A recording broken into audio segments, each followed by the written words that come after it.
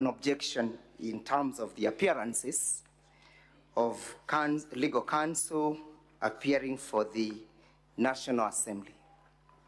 Mr. Speaker, sir, our objection is in line with the conduct of this House, and the records bear as witness that we also have, we'll also be relying on an authority in our objection. Mr. Speaker, sir, we are raising an objection to the appearance of my senior advocate, legal counsel, James Orengo, to represent the National Assembly in these proceedings. And this is the basis of our objection briefly, that my learned friend, senior James Orengo, is a full-time serving state officer as per Article 260 of the Constitution, as read together with Section 26, subsection 2 of the Leadership and Integrity Act, which bars a full-time state officer from engaging in meaningful employment. Mr. Speaker, sir, it will be prejudicial to our client if this House was to allow my learned friend, senior James Orengo, to represent the National Assembly in these proceedings. Mr. Speaker, sir, just recently, this House, which is a House of record, we bear as witness that during the impeachment of the Deputy Governor of Kisii County, the County Assembly attempted to appear by legal counsel represented by one Honorable Soro.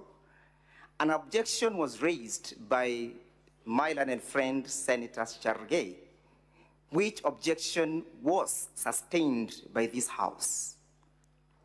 Mr. Speaker, sir, our objection is further premised in the High Court decision, that is High Court Constitutional Petition 204 of 2019, where Justice Ogola barred His Excellency the Governor of Siaya County from representing the then Director General of Kenya Port Authority, one Daniel Maduk.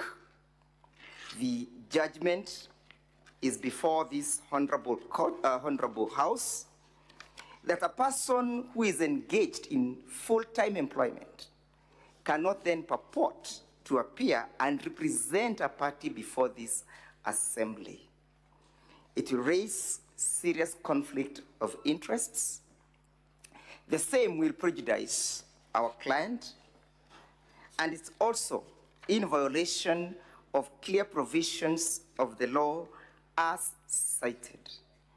In that respect, Mr. Speaker, sir, we invite you to uphold our objection before the charges are read out to the to our client. Mr. Speaker, sir, in this ruling that I've just cited,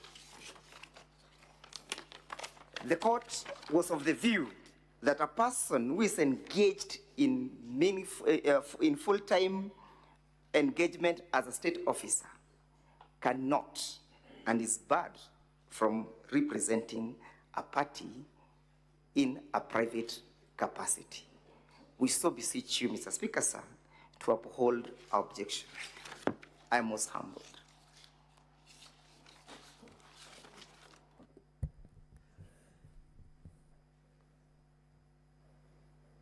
Counsel for the National Assembly, if you look at our program,